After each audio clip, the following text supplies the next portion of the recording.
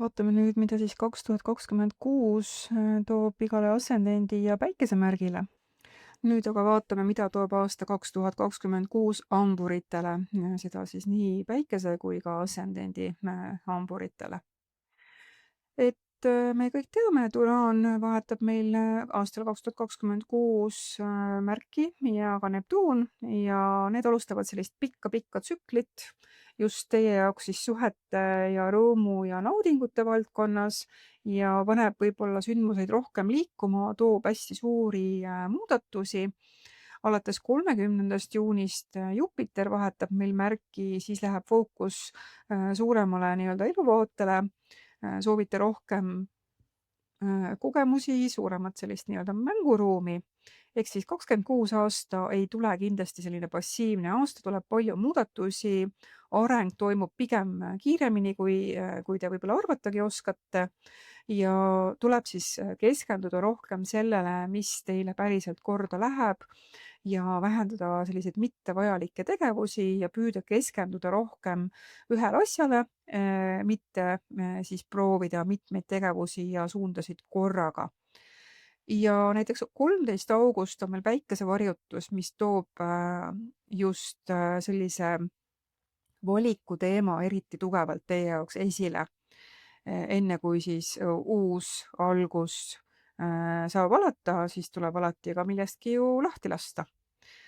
Kui rääkida nüüd finantsidest ja rahast, siis läheb fookus siin ühistele ressurssidele, olgu see siis partneri isiklikus äris või oma isiklikus elus, või siis ka teete koostööd siin pangaga või mingid sellised ühisvarateemad on fookuses. Et kuni 30. juuni liigub Jupiter meil vähimärgis ja see võib kaasa tuua näiteks ka võib-olla suuremaid kohustusi, võlgnevused näiteks kasvavad või siis hoopiski tekib rohkem vabasid vahendeid ja vabanete hoopis oma laenudest ja saate hoopis investeerida, sääste kasvatada ja võib-olla ka partneri sissetulek võib siin kasvada kuni 30. juunini.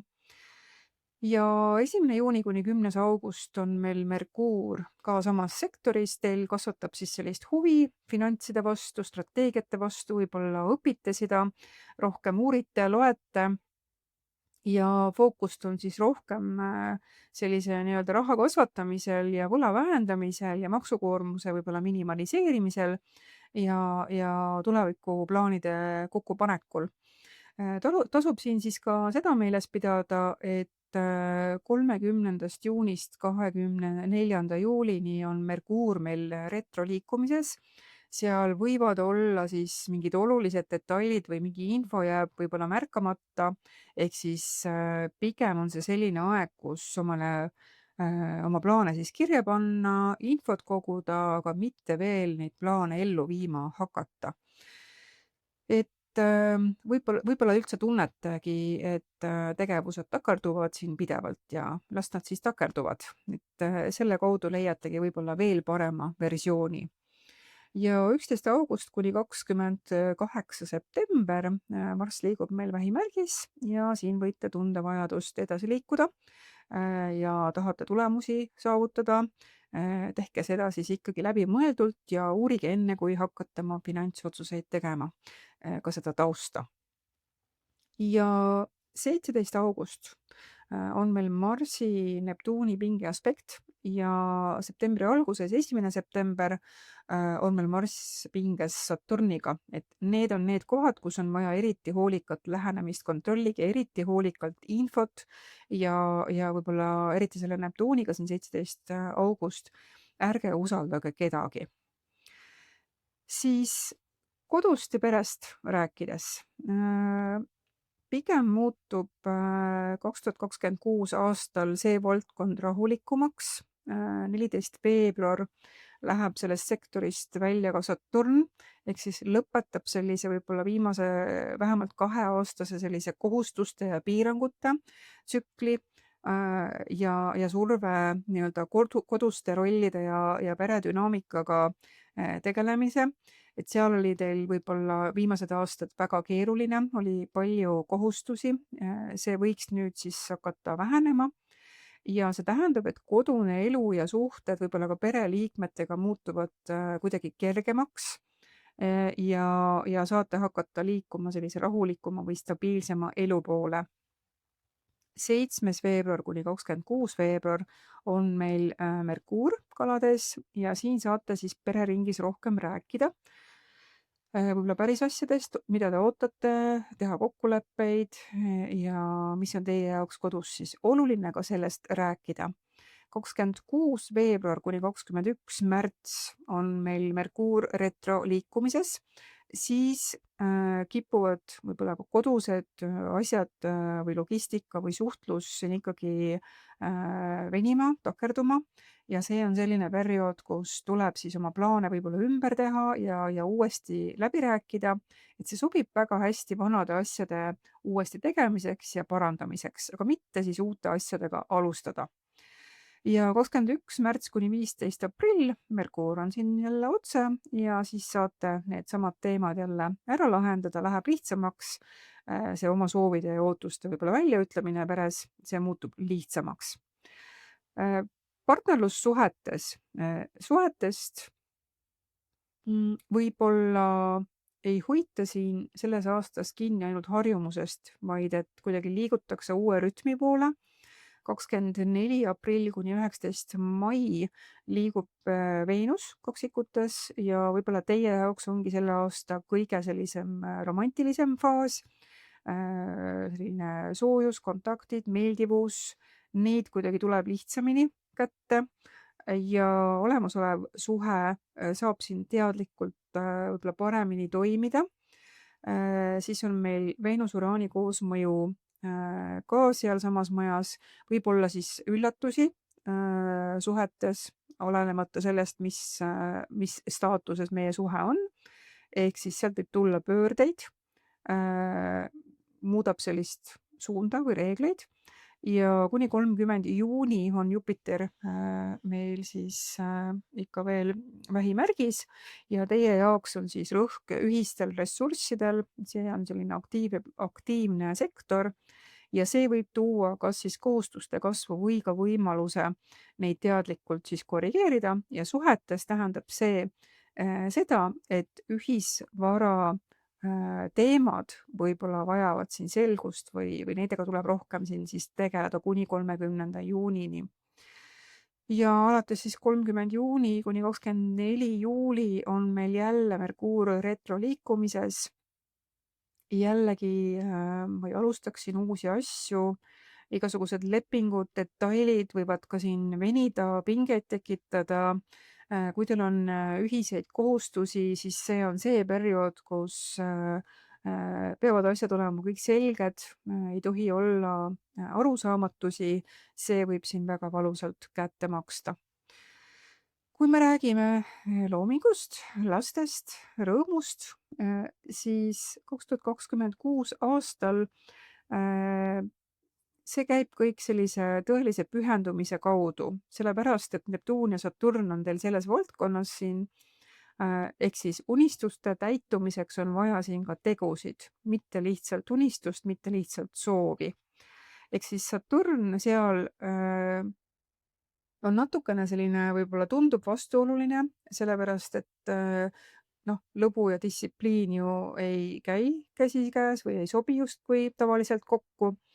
Aga siin on nad kokku pandud ja kui teil kipub lõbutsemiseks liiga vähe aega olema, siis tuleb need panna lihtsalt siin kalendrisse kirja, nii nagu ka kohustused.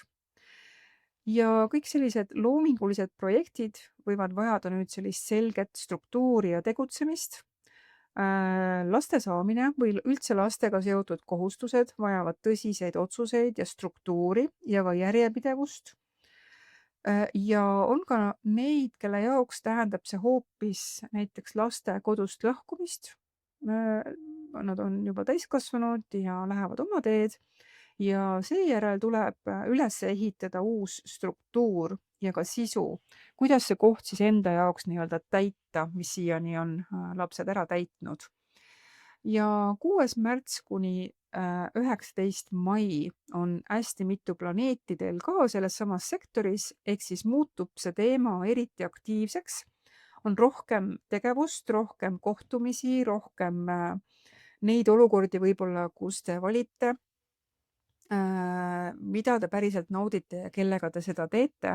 Et kõik need sellised lasteteemad, romantikateemad, võib-olla loovuse teemad, hobiteemad, need on siin hästi-hästi aktiivsed ja nendega tuleb siis tegeleda.